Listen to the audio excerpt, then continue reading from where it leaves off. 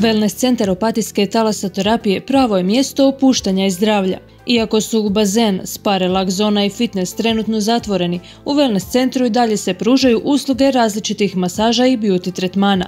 Naš se tim odlučio za 3 potpuno različita, a sat vremena kasnije iz talasoterapije izašle smo preporođene.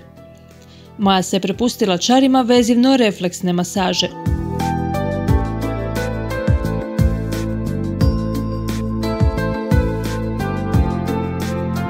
To je prvenstveno masaža koja djeluje na vezivno tkivo i refleksne zone, dakle epidermu, dermu i hipodermu. Tehnika se koristi u slučaju povećane napetosti i promjene na vezivnom tkivu.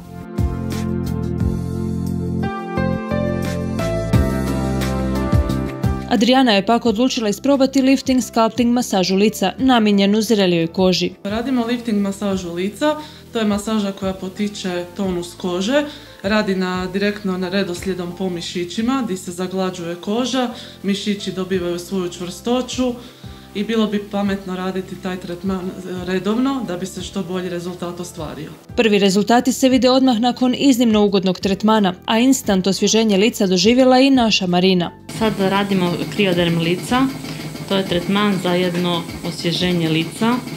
Može se raditi od 25 godina napred. Cilj tretmana je, što sam rekla, osvježenje lica. Radimo na podizanju kolagena na površinu kože gdje dolazi do glatkoće kože.